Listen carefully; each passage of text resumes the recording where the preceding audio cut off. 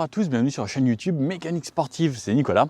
Aujourd'hui je suis au Portugal, on atterrit vers Lisbonne et on a récupéré ce joujou, le nouveau Aways U6. On avait essayé la version U5 il y a plus d'un an et demi déjà, au commencement de la chaîne, et je vous avais présenté sur les Champs-Élysées cette version en jaune, le concept car, qui est sorti. Enfin, on peut déjà le précommander, il est dans les showrooms pour le moment. Mais normalement, comme vous voyez cette vidéo, ça veut dire qu'on aura le droit de la sortir, tout ça. Donc, présentation officielle de ce nouveau U6.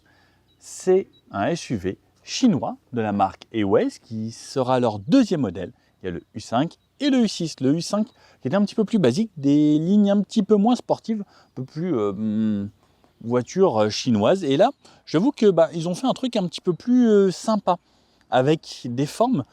On se dirait, ça, ce serait peut-être limite une voiture sportive. Bon, comme on est en 2023, vous savez, c'est quasiment maintenant des voitures électriques pour tout le monde. Et les Chinois savent faire également des voitures électriques. Au niveau du tarif, je ne l'ai pas encore au moment de la vidéo. Vous pourrez le trouver sur le site internet. Voiture 100% électrique. Une batterie de 63 kWh. Une autonomie annoncée de 400 km en WLTP. Et on verra, lorsque je prendrai la voiture, il y aura affiché au compteur 400 km. Les voitures sont toutes neuves. On est les premiers dans le monde à les essayer, puisque la France est la toute première session. Je vais donc pouvoir vous faire un retour complet sur cette voiture. On va essayer sur tout type de route, comme d'habitude, de la ville, nationale, départementale, autoroute, et voir un petit peu les consommations également. Elle est disponible en 4 couleurs, soit en noir, comme j'ai aujourd'hui, soit un jaune très pétant, soit en blanc, soit un vert un petit peu spécial, un petit peu menthe. Au niveau de l'intérieur, on aura deux choix, soit l'intérieur comme j'ai aujourd'hui, blanc assez coloré, soit un intérieur noir plus traditionnel. À chaque fois, ce n'est pas du cuir, c'est soit du simili ou soit du cuir vegan. Au niveau de la batterie, je vous disais 63 kWh. On a une recharge en 35 minutes de 20 à 80%. Attention, pas de 10 à 80, de 20 à 80, c'est bien précisé. Et un 0 à 100 en 7 secondes, une puissance maximale de 218 chevaux et 315 Nm de couple, ce qui est plutôt intéressant. On a une voiture qui fait 4,80 m de long, 1,88 m de large sur 1,64 m de haut. Et pour ce volume, je trouve qu'on a un poids plutôt contenu de 1790 kg. Le poids en électrique, c'est assez important. Donc là, ils ont réussi à faire une voiture 100% électrique, avec une autonomie correcte, parce que 400 km, ça devient assez intéressant, avec un poids plutôt contenu, et surtout une répartition des masses en 50-50, ce qui fait qu'il y a 50% du poids sur l'avant, 50% sur l'arrière, ce qui donne normalement un comportement dynamique assez agréable. Au niveau de la garde du sol, on a 16,5 cm, ce qui permet de passer quasiment partout, malgré le fait qu'on ait des lames qui paraissent vraiment quasiment sportives, avec des imitations carbone à cet endroit-là. Plutôt sympa. On verra au niveau de la suspension, on a un châssis plutôt ferme, mais qui ne se veut pas inconfortable. Petite spécificité aussi sur cette voiture, c'est qu'on a un toit en verre gigantesque. Le toit fait 1,70 m de long sur 1,25 m de large. Tout ça en verre, c'est juste gigantesque. De ce côté-là, on aura la recharge. On pourra recharger en 11 kW ou en 90, donc en DC sur une prise combo. Et à ce moment-là, donc de 20 à 80%, ça donnera 35 minutes. 90, c'est pas forcément ce qui se fait de mieux, puisque maintenant on a des voitures qui montent à plus de 200, 250. Donc on va dire que c'est dans la moyenne des voitures à ce tarif-là. Voiture électrique sur laquelle ils ont travaillé également le CX, on a un CX de 0,25 sur cette voiture. Bonne chose également, on retrouvera une pompe à chaleur de série sur cette voiture. Pour le chauffage dans les régions froides, ça peut être plus intéressant puisque c'est plus économique. Sur l'avant, comme c'est une voiture électrique, on reconnaîtra une partie entièrement fermée parce qu'il n'y a pas besoin d'aération. On a quand même quelques petites grilles ici pour un petit radiateur pour aller refroidir les batteries. Et on aura également un système de pré-conditionnement de la batterie pour pouvoir recharger plus vite si on souhaite. Sous le capot ici, pas de frein malheureusement. Le logo Aways ici. Une sorte de 5 comme sur un D avec des formes un petit peu particulières, des feux en LED avec une signature ici avec le feu de jour sur la paupière en hauteur et ensuite deux feux LED, pas de feu matriciel ou autre, et surtout ici un côté très aérodynamique où il y a de l'air qui passe là, qui vient se ressortir dans les arches de roue, donc ça c'est pour jouer avec le CX, mais surtout en fait ici on a des parties carbone, des lames et pareil des petits guides fluidaires qui vont amener l'air sur le côté de la voiture. Ça, c'est vraiment ce qu'on retrouve sur des voitures très sportives. Et je suis surpris de voir ça sur une voiture comme celle-ci. C'est plutôt joli. C'est une imitation carbone. Alors forcément, ce ne sera pas du carbone. Bon, d'un côté, heureusement, parce que ça coûterait beaucoup plus cher. mais c'est assez joli avec le petit Westech juste ici. La lame pareil, hein, elle donne une sensation de voiture sportive. Le support de plaque ici avec une caméra juste au-dessus puisqu'on a des caméras 360 degrés avec une qualité plutôt sympa. On retrouve un capot plongeant, donc ça pareil, hein, ça joue sur l'aérodynamique, le fait qu'on n'ait pas une calandre trop droite. Et pareil, on peut voir que tout a été travaillé pour amener l'air le plus possible à glisser autour de cette calandre. Et on retrouve également des capteurs de parking plutôt bien intégrés dans cette voiture. Ils sont assez discrets et pareil, ces parties ici un peu nid d'abeille en 3D sont assez jolies.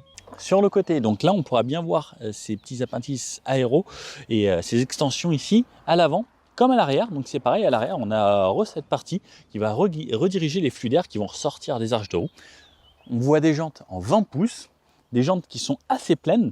Donc pareil, hein, le fait d'avoir des jantes pleines, ça fait que l'air ne s'engouffre pas dans les roues et ce qui va ne pas ralentir la voiture, parce que c'est pareil, l'air c'est comme quand vous sortez votre main sur l'autoroute, si vous mettez votre main comme ça et que l'air rentre dedans, ça va ralentir, alors que si vous la mettez droite, l'air va glisser autour de votre main. Pareil pour ça. On a des côtés assez travaillés, donc là on le voit avec des petits rappels de couleur carrosserie. Si vous la prenez jaune, vous aurez les rappels jaunes. Donc dans les bas de caisse, ici donc partie tout en plastique à cet endroit-là, et pareil les arches de roue plastique qui rappellent ces côtés SUV, mais c'est partie imitation carbone qui donne un look bien plus bestial à cette voiture. On peut voir ici qu'il n'y a pas de custode à l'arrière, c'est seulement des vitres sur les deux portes, donc la portière qui s'ouvre ici et à l'arrière. On peut le voir, on a ensuite une partie entièrement en carrosserie. Après, on a un très grand toit vitré, ce qui plaira également à l'arrière pour la luminosité, donc pas forcément besoin d'avoir mis cette version ici. Et pareil, donc sorte de SUV coupé de cette façon, avec un petit béquet ici qui ressort un petit peu comme ce qu'on retrouve sur les Tesla, par exemple les modèles sportifs. Mais là, il y a de série. Des poignées affleurantes qui ressortent, qui se referment également. On a toujours le petit truc pour la clé de secours au cas où. Des rétros avec les caméras, puisque je vous disais, on a les caméras 360 sur cette version aujourd'hui. Tout est peint, tout est noir, donc une sorte de black pack, hein. Pas de chrome sur cette version. Il me semble que sur les autres versions, je n'ai pas vu de chrome non plus. Des freins à disque à l'avant comme à l'arrière, un freinage régénératif bien évidemment, comme c'est une voiture électrique, et batterie placée sous le plancher. Et de ce côté, on pourra ouvrir soit avec l'écran, soit la clé en double cliquant, la trappe pour la recharge, donc jusqu'à 90 kW. Sur l'arrière de celui-ci, coupé, donc comme on le voit, hein, c'est vraiment ce look de coupé, un grand bandeau LED qui traverse tout le long, des feux également un 100% LED ici, le rappel du U6 ici et le Airways marqué sous le bandeau. À l'arrière, sur le bas, on va parler du bas directement, on retrouve pareil une sorte de diffuseur avec des parties imitation carbone encore qui font vraiment que cette voiture, elle donne un look vraiment, on dit mais ça fait quoi? Ça fait 500 chevaux ce truc? Pourquoi ils ont mis des trucs comme ça? Ça paraît vraiment sportif. Caméra de recul située juste ici, partie plastique là, mais sinon quasiment tout est peint couleur carrosserie.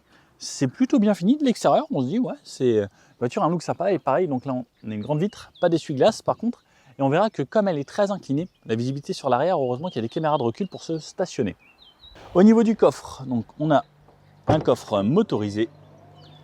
Donc on peut régler la hauteur en mémorisant la hauteur en restant appuyé sur le bouton d'ouverture. Et on a un coffre de 472 litres. Donc 472 litres, ça me permet moi de rentrer dedans avec une grande aisance. On aura la banquette qui se rabat en 2 tiers, 1 tiers, sellerie blanche ici, et lorsqu'on rabat les sièges, on a un plancher quasiment plat. Autre petite chose, c'est que sous le plancher ici, on retrouve également un compartiment où je vais pouvoir ranger mes câbles. Et ça, c'est une bonne chose. Dommage qu'on n'ait pas le frunk à l'avant, ça aurait été un vrai plus. Et sur les côtés, il me reste encore de l'espace, de quoi mettre des petits sacs comme ça, de chaque côté, là et là. Plus là, j'ai mon sac de rando, plus mon manteau. On a de quoi mettre les petits crochets ici, enfin les sacs quand on fait les courses avec les crochets pour pas que ça se balade dans le coffre. Une prise 12 volts là-bas et l'éclairage. Par contre, dans les choses très pratiques, c'est également que ça s'ouvre très grand. Donc si on a des grosses choses à mettre, ce sera assez facile. Et là, je vois une sorte de truc anti-kidnapping, on dirait, mais j'arrive pas à l'ouvrir à la main. Et comme je suis curieux, regardez, il y a ça dessus. Enfin, je l'ai enlevé et ça permet d'ouvrir un petit truc qui déverrouillera le coffre à la main. C'est sûrement pour le truc des États-Unis, ça. Mais pas facile à ouvrir avec les doigts. Alors, les places arrière, j'ai été obligé en même temps d'enlever de suite parce qu'il fait tellement chaud aujourd'hui, une belle journée au soleil. Je rentre, alors déjà quand j'ouvre, j'ai Un intérieur, moi, qui me plaît beaucoup avec des couleurs, du bleu, du blanc, du rouge, nos belles couleurs françaises. Enfin, c'est plus un blanc cassé beige, mais avec des finitions agréables. Ce qui est très sympa, c'est que même là, c'est moussé sur la partie haute. Des voitures qui, chez les Européens, valent des fois 50-60 000 euros, sont en plastique. Ici, ils ont une belle finition. C'est agréable, c'est doux, c'est une sorte d'Alcantara sur le rouge ici. Très sympa. On a des rangements là, ici, dans des bacs sur le côté des sièges. Ça, c'est assez agréable. Et je vais aller m'installer à l'intérieur. Donc, on a une grande ouverture, belle accessibilité. Et surtout, je rentre sur un plancher qui est totalement plat. Les batteries sont en dessous. Et là, c'est une bonne chose aussi, ça, des voitures électriques, c'est que ça donne un espace gigantesque. Et surtout, alors le siège à l'avant, il est réglé pour moi, mais deuxième chose, c'est surtout qu'il s'est reculé pour me laisser sortir. Et regardez l'espace que j'ai encore. Je viens refermer. Et l'espace que j'ai ici semble immense. J'ai de la place pour tendre les jambes presque. C'est gigantesque. J'ai de quoi mettre mes pieds sous le siège, mais surtout, cet espace est géant. Je remonte mon petit appuie-tête. Le toit est magnifique. Alors, c'est un toit teinté contre les UV et également infrarouge qui va permettre de conserver la chaleur à l'intérieur également. Mais c'est gigantesque. C'est un petit peu comme les Tesla. Tesla, pour moi, était franchement aussi très très bon. Et là, j'ai l'impression de me retrouver dans une Tesla vu la taille du toit. Des éclairages en LED ici sur les montants là-haut. Les ceintures toutes sur la banquette. Un accoudoir avec la petite languette, bien pensé, en cuir, belle finition du porte-gobelet, mieux que des Allemands. Eh ben, je suis pas mal. J'ai la climatisation également ici, donc tu peux régler. J'ai une petite ouverture de quoi mettre les petits bonbons ou les téléphones ici, et si je le souhaite. Alors, ce qui est dommage, c'est qu'il n'y a pas de port USB pour recharger. Ça aurait pu être un petit plus. Mais l'espace que j'ai, là vraiment, je suis trop bien à l'arrière.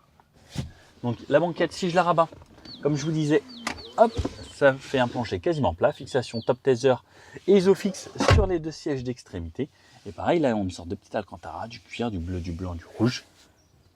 C'est vraiment très sympa. La place du milieu, elle est hyper large, elle est bien à plat. Le dossier, certes plus ferme, mais comme il est large aussi, qu'il est bien à plat, bah, je suis bien installé. J'ai de la place pour la tête, comme sur les côtés, j'ai de la place pour les pieds. Et là, regardez, c'est rare que mes pieds puissent tenir directement sur le plat ici. Ça, c'est le gros avantage des voitures électriques, surtout des SUV comme ça, assez longs. Parce qu'en plus, on garde un coffre assez généreux. On garde beaucoup d'espace ici. Très bonne chose. Franchement, belle surprise. Et franchement, quand on est à l'arrière et qu'on regarde les couleurs et autres, bah, c'est plutôt bien fini, c'est assez joli. Franchement, bien joué là-dessus. On retrouve également deux pochettes ici. Et c'est tout pour l'arrière. Allez, je vais aller vous montrer l'avant. Alors, à l'avant de cette voiture, comme je vous disais, donc on a les poignées ici qui ressortent, qui se referment lorsque le véhicule est fermé. La voiture est bien brillante, elle est toute neuve. Ouh, beau miroir. Hop, allez. Donc le siège se recule pour me faciliter l'entrée. Oh, il descend même et tout. Ah ouais, voiture très premium. Allez, je viens refermer.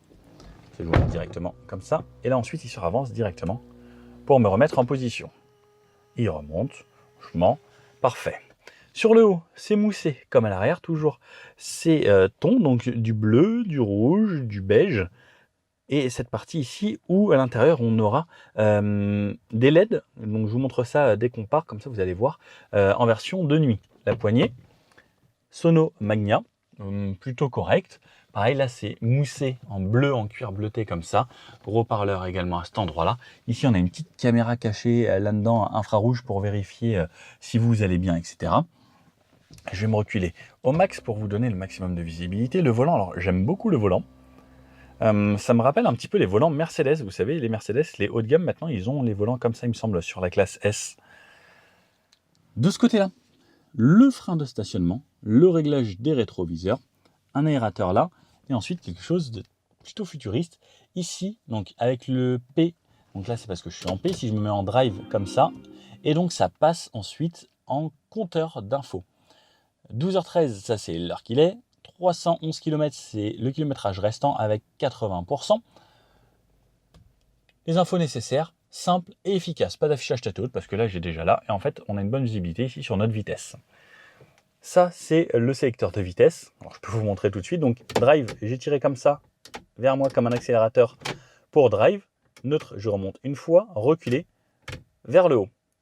Et regardez, donc on a les caméras 360. Donc là, j'ai la caméra arrière. Je peux passer caméra droite, caméra avant, caméra latérale ou celle que je souhaite. Et si je repasse en avant, il va me passer sur la caméra avant automatiquement et arrière si besoin. La touche parking se situe ici. C'est naturel, ça me semble top. Et alors, je ne sais pas si vous avez vu. Donc regardez, quand je passe en D, ça me fait ça. R. Ah, ça ne me le fait pas parce qu'il affiche la caméra. Ah si. Et parking.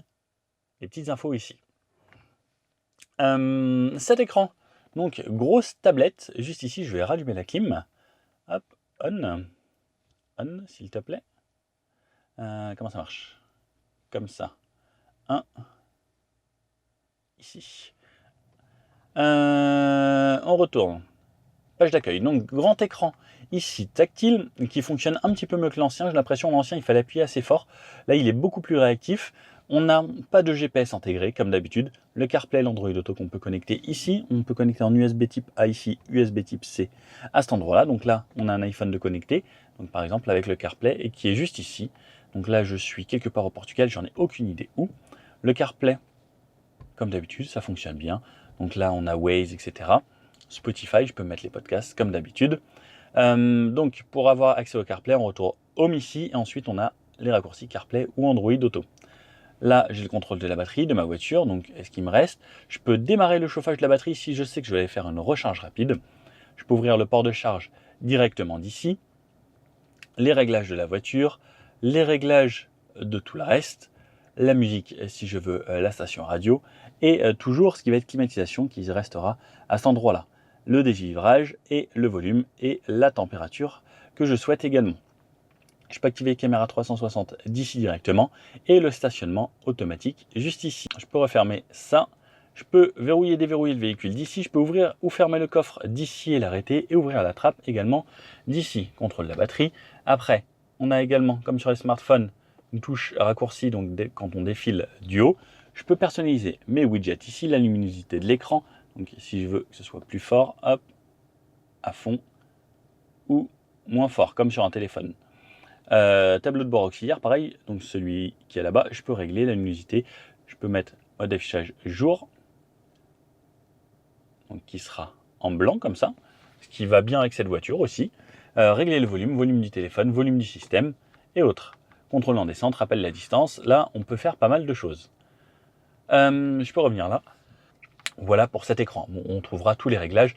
On pourra désactiver tous les bips et autres. Donc on a se connecter, on a les paramètres du système, les paramètres du véhicule. On a les réglages des sièges qu'on peut régler directement ici également. Position de conduite, position au repos, position au secours. C'est-à-dire qu'on peut se régler des positions si je souhaite des raccourcis pour quand je vais aller recharger la voiture et mettre par exemple en mode allongé. Sortie et entrée simplifiée. Donc ça c'est le siège qui se règle, qui s'adapte. Paramètres du véhicule, là on pourra voir toutes les aides à la conduite, dans les assistances à la conduite. Comme vous pouvez voir, il y a vraiment tout avec les franchissements de ligne, les détections de collision, etc. Les angles morts, l'ouverture de la porte, stationnement intelligent, on pourra le régler ici. Les rétroviseurs, pareil, est-ce qu'on veut que ça se replie automatiquement? La charge, chargement pour les téléphones sans fil ou pas, et verrouillage du pistolet de charge, est-ce que je veux que ça se verrouille? Ou s'il est verrouillé, est-ce que je peux le déverrouiller directement d'ici? On a les portes et fenêtres. On peut fermer directement avec la télécommande les portes et les fenêtres. Les feux, je peux régler le rétroéclairage. Réponse aux appels, instruction de charge, rappel l'état des portes. Donc on a vraiment plein de signaux lumineux un peu partout, pareil à l'intérieur. Message d'accueil et après les aides à conduite juste ici. Alors on aura d'autres réglages, paramètres comme ça, non c'est pas ici, c'est dans les paramètres de la voiture ici. On aura encore d'autres réglages, là je peux verrouiller les fenêtres ici directement, la lumière ambiante je peux régler, donc là vous pouvez voir sur les côtés ce que je fais. On peut avoir cinéma maison, sieste, foot vitesse, donc foot vitesse par exemple ça met tout en rouge, alors là on est en plein soleil ça se verra pas. Rythmé selon ce qu'on fait ou interaction avec la conduite ce sera selon les modes, ça peut être pas mal, ou sinon personnalisé, je peux choisir mes couleurs juste ici. Voilà, et selon les modes de cette façon. Donc ça c'est dans les réglages de la voiture de cette façon. Là je peux régler ainsi également la trappe. Après on a des petits raccourcis sur la voiture, par exemple si j'y touche sur le haut, par exemple ici, appuyer sur le bouton pour fermer toutes les fenêtres. Je peux ouvrir ou fermer les fenêtres directement de cette façon avec l'écran, ce qui n'est pas forcément utile quand on a des boutons juste ici. Mais c'est rempli de plein de petits gadgets comme ça. Et pourquoi pas? Le réflecteur n'est pas activé, d'accord. Je peux régler normalement les feux également. Il y a pas mal de choses. On peut régler la hauteur des feux directement via l'écran de cette façon également quand on est en mode nuit. On a une touche raccourci musique, on a la touche raccourci réglage et la touche home comme je vous montrais ici. Ensuite, je trouve que cette partie ressemble quand même un petit peu à une Tesla Model 3 avec le parking reculé, notre drive ici, l'autonomie là-haut, la batterie qui est indiquée et les informations. Et pareil, on va voir lorsqu'on roule, on va voir les autres voitures ici. Donc, ils se sont un petit peu inspirés des Américains là-dessus. À droite, on continue, double aérateur, la boîte à gants, juste ici, toute petite boîte à gants. Vide-poche là-bas également. Ensuite, ici, on a un grand rangement. Donc, on peut le voir, un grand bac. Où, alors, si j'enlève ça, on peut ranger pas mal de choses. Ici, notre sélecteur de vitesse, un peu façon moto. Alors ça, j'aime bien. Pareil, on peut poser sa main de cette façon. La clé ressemble à ça. Donc, ils ont un peu travaillé la clé. Ça fait plaisir. Un endroit pour poser sa clé ici. Un endroit où, par exemple, on peut mettre ses cartes de recharge ou autre. Petit rangement ici. Et également un petit rangement ici, alors qui est assez profond, comme vous pouvez le voir. On pourra mettre des petites bouteilles de 50 centilitres. On pourra en mettre au moins 3, 4, je pense pas que ça passe. Et pareil, une petite partie en cuir ici, alors qui n'est pas du vrai cuir animal, hein, ce qui est plutôt joli. Et les sièges, très sympa. Et je vous remontre le toit, parce que le toit est quand même très stylé. Et j'avoue que là, je suis en plein soleil, et bien j'ai pas trop chaud parce que justement, c'est traité en UV. Regardez comparé aux fenêtres sur les côtés. Et pareil, à l'arrière, c'est un petit peu surteinté. Donc on voit un petit peu la différence. Sur le haut, on retrouve une caméra ici. Donc ça, c'est pour faire des selfies si on veut. Rétroviseur ici, borderless, très joli. Et vous pouvez voir sur l'arrière que c'est assez petit, hein, la visibilité à l'arrière. Donc, on verra assez loin, mais ce qu'il y a juste derrière la voiture, pas grand-chose. Sur le haut, on a la touche SOS, la touche warning qui se trouve ici et pareil les LED que l'on allume. Et en plus, ils ont fait ça bien avec un allumage progressif, bonne chose. Et là, le grand miroir. Waouh, le miroir, alors je ne l'avais pas ouvert avant, maintenant, le miroir est superbe. Ça va.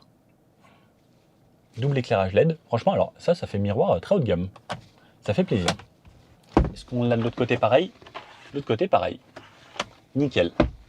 Les rétroviseurs, on voit plutôt bien. Ils sont assez grands. Dommage qu'il n'y ait pas les coins bombés. On a quand même l'avertisseur d'angle mort. Et puis voilà, hein, pour l'avant de cette voiture. Il ne reste plus qu'à essayer et voir ce que ça donne. Bon, cette vidéo va commencer ici en intérieur, dans le noir. Comme vous pouvez voir, il y a de l'éclairage d'ambiance ici, ça traverse là et un petit peu sur ma portière également. C'est plutôt joli. Là, j'ai la clim. Et alors ce qui est marrant, c'est ces petits bruits reculés, caméra 360 degrés dans tous les côtés. Pied sur le frein pour démarrer la voiture et je tourne cette molette. C'est assez sympa, c'est interactif. Donc hop, et là je suis en drive. Bon bah c'est parti, hein. Il n'y a plus qu'à. Je peux activer des caméras 360 également. On commence par une petite direction assez fluide. On a le bruit de la voiture électrique. Les poignées vont se fermer normalement. Voilà, 15 km/h. Donc là je suis en mode drive. La récupération d'énergie se fait seulement quand je freine. Il y a également le mode pédale. Direction est plutôt bien assistée. Par contre on a vraiment le bruit de la voiture. Hop. Là, par ici on a un gros bébé, mais on va essayer de pas faire une jante. Hop. J'ai jamais compris pourquoi les parkings étaient toujours aussi étroits. Je pars donc avec 100%, ça a donné 405 km d'autonomie. Donc au départ, j'ai la climatisation qui est activée et on va voir ce que ça donne. For you, just put it back. Thank you. Have a nice day. Bye. Thank you. Gentille dame qui nous assiste, c'est beau les essais. Et c'est parti. Ah, le soleil de Lisbonne, on est mis en extérieur que au fin fond d'un parking. Hop, je vais mettre la clim comme ça. Là vous avez le bruit du clignotant. Et surtout là je vais me mettre sur le côté parce que maintenant il va falloir que je choisisse ma route. Alors, petit dodane ici. Ouais, ça paraît plutôt correct. La voiture n'a pas l'air trop molle. Je pense que ça va être une bonne chose sur des petites routes. Et là on se met à rouler. Allez, là on est à 50. On n'a pas de palette derrière pour la régénération. Donc c'est un seul mode. Ou sinon le mode pédale que je vous montrerai juste après. Donc d'un côté c'est pas plus mal. Parce que dès que je relâche, ça se met surtout en mode roue libre. Donc moi ça me plaît bien le roue libre. On a le repère des 12 heures ici assez spécial parce qu'ils ont mis un repère en plastique. Donc quand on le chope avec la main, on sent vraiment qu'on est à cet endroit là quoi.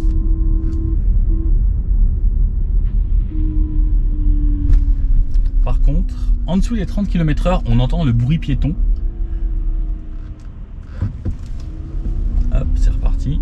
Donc là, hop, jusqu'à 32, à 32, j'entends plus. Exactement. Le clignotant, il est agréable. On peut régler également le volume du clignotant. On peut régler à pas mal de volume. À conduire, franchement, elle est sympa. Alors, j'ai juste ce bruit là qui va me déranger un petit peu, qui rentre dans l'habitacle. Qui à 32 disparaît. Ce que j'aime bien, c'est qu'on peut mettre sa main juste en bas. Et dans les sièges, on est plutôt bien. Ils sont fermes, mais ils sont agréables. Et franchement, quand je les regarde, ils sont très jolis. Alors, à l'arrière, on a vraiment une petite vitre. Donc la rétrovision, il faut bien régler son rétroviseur parce que c'est très incliné. Hop, et l'accélération, comme la plupart des voitures électriques, c'est souvent largement suffisant. Si j'appuie 2 fois ici, ça me dit que je mets mon régulateur. Et en appuyant 2 fois, normalement, j'ai la vitesse à 80, régulateur adaptatif et intelligent. C'est la première fois que je le teste. Et comme vous pouvez voir, ça marche pas trop mal. Il me dit remettez les mains sur le volant. Donc ça ressemble un petit peu à une Tesla ce qu'on a ici. Avec les infos sur la gauche. Par contre, l'avantage, c'est que là, j'ai quand même ma vitesse ici, en face de moi. On va voir là dans les virages comment ça se passe. Ouais, ça tourne plutôt bien, ça suit les lignes. Je laisse les mains sur le volant pour y toucher de temps en temps. La voiture suit bien la trajectoire. Elle reste bien au centre. Là, c'est débrouille bien. Ah non, c'est pas trop mal, parce que ça tourne quand même beaucoup là. Et hop, clignotant, on a l'assistant au changement de voie, ce qui est vraiment pas mal. Hop, elle a changé de voie. Si je lui dis de rechanger là, parce qu'elle va le faire, elle change de voie toute seule. Ah, elle s'est mis un petit... Ah non, finalement, parce qu'il y avait une autre voiture ici. Bien, en ayant les mains sur le banc, on aurait pu l'emmener quand même. Allez. Bon, après, comme la plupart des voitures électriques, c'est assez agréable, on n'a pas de bruit de moteur. On entend un petit peu de bruit de roulement. Là, elle me bip bip parce que je dépasse un peu les 40 qui étaient prévus dans ce virage. Là, je suis à 50, 60.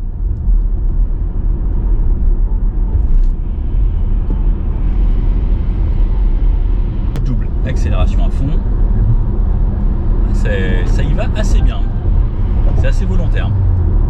Donc ici c'est 90, je represse 2 fois mon volant, je remets 90 en bonne vitesse et je me relaisse conduire. À 90 on a un petit peu de bruit de roulement, pas de bruit moteur, mais comme je vous disais, bien sûr voiture électrique.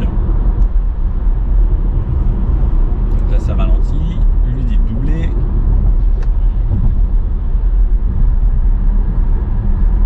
Alors ça bip quand même beaucoup, hein. Même quand elle est toute seule à conduire, parce qu'elle active, elle désactive là.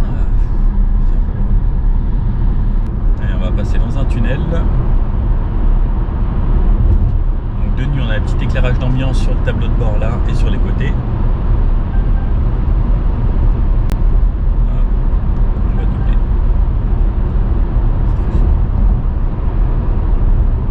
On va doubler ici. pédale de frein, j'aime bien le ressenti dessus. Bon, par contre, il va vraiment falloir que je trouve comment désactiver tous ces bips parce que ça va devenir insupportable. Oui, c'est wow, très embêtant.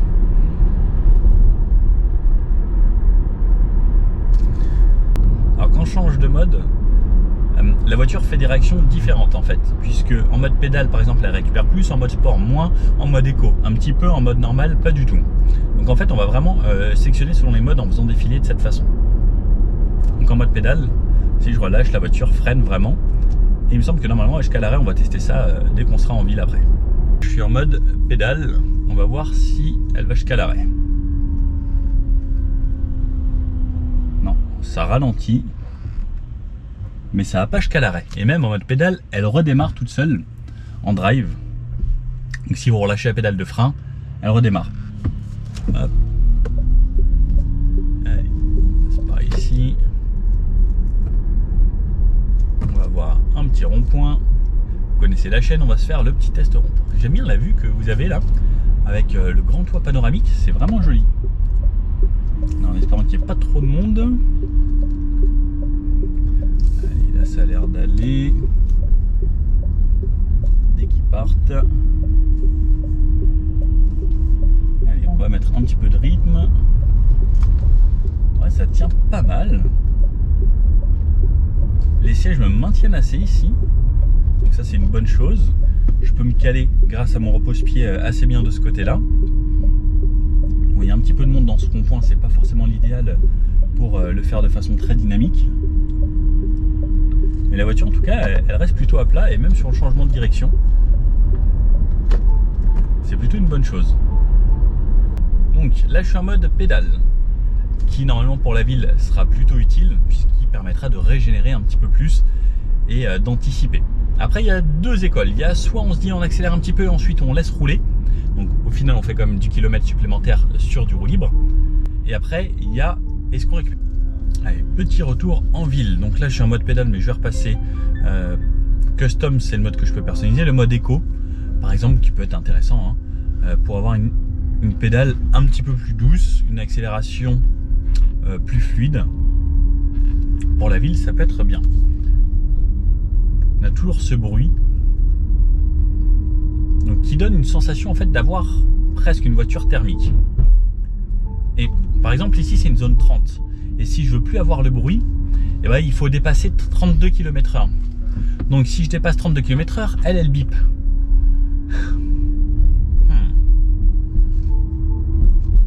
Voilà, je suis à 33. Et en fait, et ça je peux pas le désactiver en fait. J'ai mis désactiver les alarmes, mais en fait je peux pas désactiver. Allez, en mode éco, donc la pédale beaucoup plus souple. Là je fais exprès de passer dans les trous alors. Ah, ça reste quand même ferme au final. Je dis pas que c'est inconfortable, mais ça reste ferme.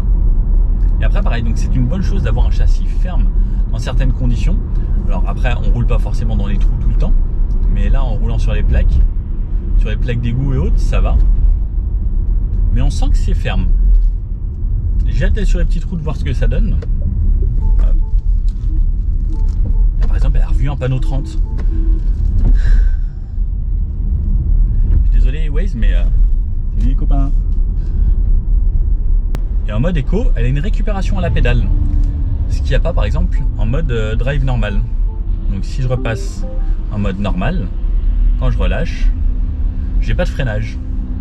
Donc en fait on pourra jouer de cette façon. Ou je pourrais jouer également au volant ici, avec le bruit à chaque fois qui me le dit. Donc soit je fais défiler au doigt, soit je le fais ici au menu.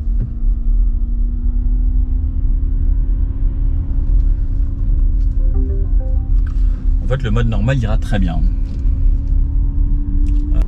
Et en mode normal par contre on a déjà un petit peu plus de répondants que sur le mode éco sur la pédale. On ça comme quasiment à toutes les voitures de nos jours.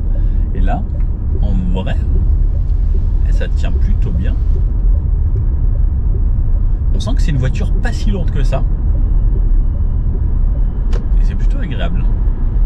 Et quand je retourne me mettre sur l'autoroute, alors ce qui est bien ici, c'est qu'il y a la Via Verde au Portugal. On a une voie où on n'a pas besoin de s'arrêter, on trace. C'est comme chez nous le 30 km/h, mais En fait, la barrière elle reste ouverte tout le temps, du moment qu'on a via Verde. Et hop, let's go. Pas besoin de s'arrêter au péage, ça c'est un vrai plus.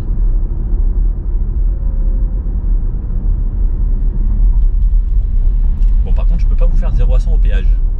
Mais à la réaccélération, c'est franchement pas déconnant. Alors, ce qui est bien, c'est que là, je me fais 10 km d'autoroute. Donc, je vais pouvoir aller me mettre à 120 et voir ce que ça donne également sur autoroute. Niveau insonorisation, on entend un petit peu les camions et autres autour. Là, je suis à 105, allez, 110. À 110, c'est très agréable. J'entends un petit peu les bus. Après, un bus, ça fait quand même pas mal de bruit en montée. Parce que là, on est en montée. C'est bien insonorisé par rapport au vent. Ouais, c'est pas mal. Allez, je vais aller mettre à 120 directement. Je vais dire au volant de conduire tout seul. Bah, c'est vraiment agréable.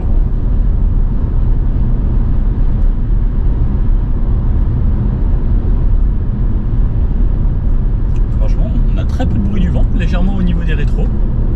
Et sinon, c'est vraiment pas mal. Même à haute vitesse, en fait, quand on voit le volume de la voiture, on se dit que c'est quand même une voiture faite pour faire de la route. On est bien dedans, on a de l'espace, à l'arrière également. On a envie de rouler avec. Et comme j'ai les aides à la conduite, le régulateur adaptatif, etc., au final, c'est quand même un vrai plus. Allez, je double.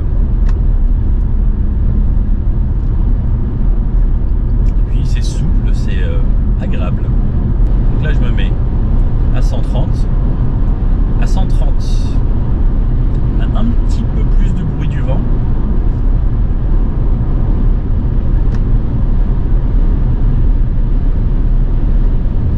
Ça commence à souffler un petit peu au niveau des rétros.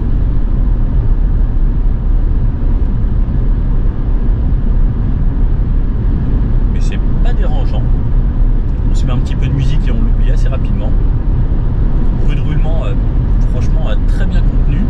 Absolument pas de bruit de moteur, pas de vibration. Là, je suis même un petit peu trop vite. J'étais à 140. Hop, on se remet à 130. Parce que même au Portugal, ici, c'est 120 normalement. Mais pour faire les tests, j'essaye quand même à 130 parce que chez nous, c'est 130 en France. Alors, sur les petites routes de la province, ici, portugaise, on va voir ce que ça donne. Donc, je suis passé en mode sport. Mais pas forcément pour avoir un comportement à y rouler à fond, mais plus pour avoir une direction peut-être qui change un petit peu. La suspension ne change pas normalement. Le freinage, comme je disais, en mode sport, on a un petit peu de freinage régénératif. Et là, on va voir des routes qui zigzaguent un petit peu plus. Bon, c'est surtout pour avoir plus de relance. On récupère toujours de l'énergie quand on freine. La pédale de frein, bon, elle garde quasiment toujours la même consistance et quand on freine plus fort, pareil, elle ne change pas de consistance. Il y a des fois, vous savez, une différence un petit peu. Alors, on le ressent peut-être au tout début. En fait, si je relâche vite, il va y avoir d'abord le freinage régénératif qui va jouer un petit peu sur la pédale et ensuite, ça va freiner. Mais pareil, on joue toujours sur du régénératif, sauf qu'on appuie vraiment fort, qui va ensuite là aller sur les plaquettes. En mode sport, par contre, on sent que en ville comme ça là, en fait, il faut être vraiment très doux sur la pédale. Et pareil, là, je suis 32, 33, 32, 33. Donc, le bruit s'active, désactive, active, désactive.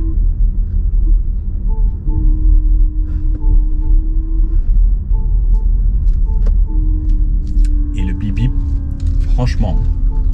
Là, je suis à 17. Non, c'est pas possible. Il n'y a pas de panneau 12.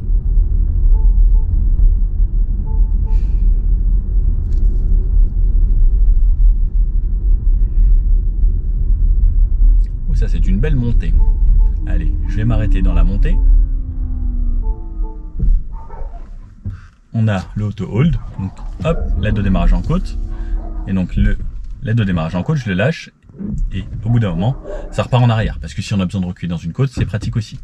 Et le gros avantage de l'électrique, c'est que ça repart mais tout le temps avec facilité en fait. Je m'arrête dans une côte qui est très raide. En vélo, là, je voudrais pas m'arrêter ici. Et là, ça repart tranquillement. Donc là, je suis en mode sport. Le mode sport qui, au final, est peut-être même un peu trop énervé. Le mode normal, ouais, le mode normal est beaucoup plus agréable. C'est plus souple au démarrage.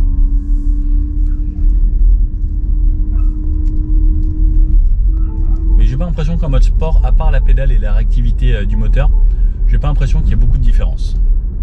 Je vous fais un petit point conso au niveau des consos. Donc là, on est à 41,8 km. Ça fait 55 minutes qu'on roule.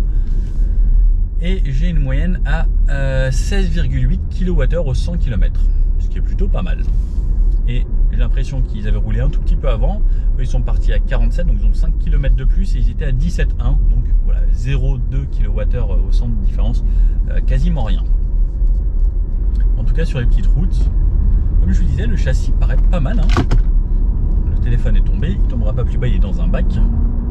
Mais quand on met un petit peu de rythme, ouais, ça a vraiment pas l'air mauvais. Ça tient bien la route. C'est agréable. Ça relance bien.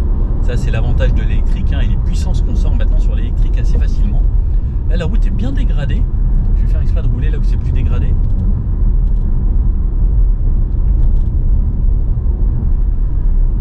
Franchement, moi j'aime bien. C'est ferme, mais à la fois confort. Et puis, ça tient bien la route hein, en vrai. C'est assez bluffant. Et sur un gros freinage, ça freine plutôt bien. Par contre, je sais pas si vous avez entendu, quand j'accélère à fond, ça patine un peu. Ouais, ça patine même fort parce qu'on sent qu'il y a du couple. Le SP laisse travailler un petit peu, mais ça patine quand même pas mal. Bon, sinon, on sent que c'est pas si lourd que ça en vrai. Et sur les freinages, comparé à certaines voitures électriques, on sent que la voiture s'arrête vraiment bien. Ça, c'est agréable. Bon allez, on teste en même temps le rayon de braquage. Donc là, un petit endroit vide. Alors j'ai pas la valeur, je l'ai trouvé nulle part, ils ne m'ont pas donné. Mais ça braque plutôt bien. Là on est vraiment sur du sol dégradé, sur un parking en cailloux et en terre. Bah, c'est pas mal. La suspension filtre assez bien. Comme je vous disais, c'est assez ferme, mais pas de souci. Le SP se débrouille pas mal quand j'accélère à fond. Hop. Comme on a une bonne garde au sol, je me fais pas de soucis où je passe. Là, je laisse le camion passer. Et pareil, le fait d'avoir une voiture électrique pour se réinsérer, bah, ça a ce côté pratique de ça accélère pas mal. Je suis déjà à 60. Allez. Et sur de la route un petit peu plus dynamique, ici ça tourne vraiment bien encore. On sent que ça tient vraiment bien. Hein. Et on sent que c'est pas si lourd que ça. Alors je sais pas pourquoi j'ai changé de mode sans le faire exprès là. On va repasser en sport. Et en sport, les relances sont vraiment bien. C'est la route avec laquelle on est passé par là, je crois, avec le Dacia Jogger, pour ceux qui s'en rappellent. Et les relances sont correctes. 200 chevaux, c'est pas énorme. Mais en fait, c'est surtout le couple qui fait que ça a du répondant. Et à basse vitesse, je trouve que le mode sport est peut-être un peu brutal. En fait, il y a un arrivée de puissance qui se fait pas tout de suite à la pédale. Il y a un tout petit délai. Et ensuite, il vient mettre la coup. C'est pas instantané. En fait, il y a un tout petit délai que l'on a. Et par contre, si je veux doubler, alors ça va assez vite. Hop. Et c'est vrai que là, c'est assez intéressant. Ça double plutôt bien. Et on n'a pas trop à se poser la question, bon, est-ce que j'y vais, est-ce que j'y vais pas. C'est ça l'avantage de l'électrique. Souvent, c'est que ça double bien. Et franchement, vu le look qu'il a, heureusement, je trouve qu'il a ce comportement assez dynamique. Parce que ce serait dommage d'avoir quelque chose de pâteau. Alors que là, franchement, il n'est pas si pâteau que ça, quoi. On a un bon freinage. On sent pas trop la transition, enfin, on sent même quasiment pas du tout la transition électrique, freinage mécanique. Et ça marche bien. Bah ouais, c'est cool en vrai. C'est agréable. Très sympa comme voiture. Faudrait juste trouver de quoi enlever les bips. Voilà. Alors, le son dans la voiture est pas mal. Et surtout là, je retourne dans les bouchons et j'ai la fonction embouteillage. Donc on voit ici toutes les voitures garées sur le côté, on voit ce qui se passe devant, on voit ce qui se passe en face. C'est dessiné un petit peu, il reconnaît même les piétons. Waouh! Ah ouais, pas mal. Et donc on a également la fonction embouteillage, plutôt pratique. Donc bonne chose, les bips, donc on ne peut pas les désactiver pour le moment, mais ça sera désactivable sur les versions livrées au client, parce que c'est des voitures de pré-série qu'on a pour le moment. Pareil pour le bruit dans l'habitacle, en dessous de 30 km/h, on en a parlé un petit peu. Peut-être que ça évoluera et que ce sera supprimé. Je l'espère parce que c'est pas forcément utile. En tout cas, pour les aides à la conduite et autres, ça fonctionne plutôt bien. La voiture est agréable à conduire. La moyenne, là, sur le trajet en 2h38, alors c'était en roulant un petit peu à la cool et autres et en se baladant, 13,2 kWh, donc ce qui est vraiment très intéressant pour une voiture électrique, surtout qu'on a fait un petit peu de montée, descente et autres, donc vraiment pas mal. Et là, il y a des gens qui regardent la voiture, ils se demandent qu'est-ce que c'est. Et oui, parce que c'est pas commun et surtout c'est pas sorti sur les routes et ça sera seulement à partir de septembre. Je me refais un petit trajet là et je vous donne la consommation, surtout ce sera encore de la ville et ce genre de petite route jusqu'au bout pour vous faire une petite statistique. Mais l'avantage c'est qu'on a les batteries plutôt bien et des moteurs qui sont assez efficients et comme une voiture assez légère, malgré le gros gabarit avec un Sixt qui est bon, ça permet des consommations très faibles. Comparé par exemple, j'avais le EQS qui est tout l'opposé de cette voiture, hein, qui est le luxe, qui est super lourd, qui est rempli de choses, où c'était totalement différent, mais qui consommait énormément parce qu'il était énorme. Alors que là, bah, la légèreté, c'est toujours la vérité. Comme disait Colin Chapman, celui qui avait fait Lotus, light is right. Et c'est vrai pour tout. C'est vrai pour le comportement dynamique, c'est vrai pour les consommations, c'est vrai pour les consommables, c'est vrai pour tout. Bon, je viens d'arriver à la destination. J'ai fait pas mal de routes à 90, un petit peu de ville et ma consommation 13,8 kWh au 100 km, ce qui est franchement hyper intéressant. Et j'avoue que là, Airways, ils ont fait fort parce que bah, c'est très efficient ce qu'ils ont fait. Bon alors, ce Airways U6, qu'est-ce qu'on en pense? SUV assez sympa, familial, où il y a de la place et le côté chaleureux de ses couleurs, hein, vous savez, moi j'aime bien que ce soit comme ça. Alors là, je l'ai eu en version noire, qui a limite des teintes un petit peu bleutées hein, quand on est en plein soleil comme ça. Franchement, assez joli.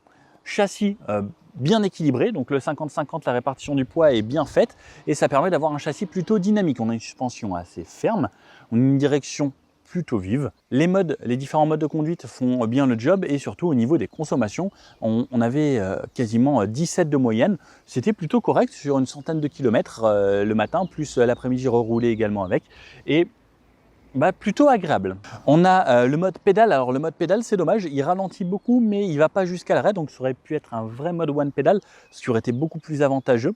Le mode normal, on a une petite récupération, mais en fait c'est léger, mais j'aurais bien aimé limite un vrai roue libre et qu'on freine directement nous-mêmes. Et après, selon les modes, il y a des régénérations différentes, mais on ne peut pas jouer avec les palettes. Bon, après ça, on s'y fait.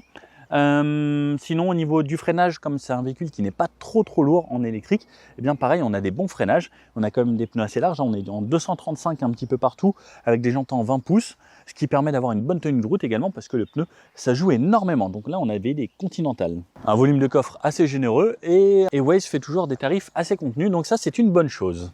Il commence à y avoir quelques distributeurs supplémentaires, sinon l'entretien, ça se passe toujours chez Feu Vert, mais sinon, vous pouvez la commander sur Internet et vous faire livrer directement. Bon, j'espère que cet essai vous a plu. Si oui, le petit pouce bleu. N'hésitez pas à mettre dans les commentaires ce que vous pensez de cette voiture. Est-ce que c'est une marque que vous seriez prêt à acheter? Une marque chinoise comme ça qui débute.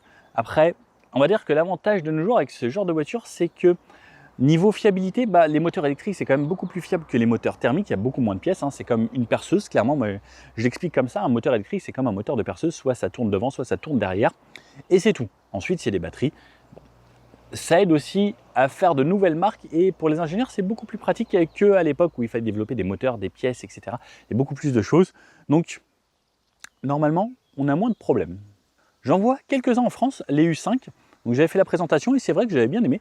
J'ai vu quelques taxis également, parce que c'est vrai que c'est spacieux, c'est bien, c'est agréable comme voiture. Et pourquoi pas celui-ci avec ce nouveau design. N'hésitez pas à me dire, vous, est-ce que vous seriez pour ou pas? Bon. Je vous dis à bientôt pour une prochaine vidéo. Ciao.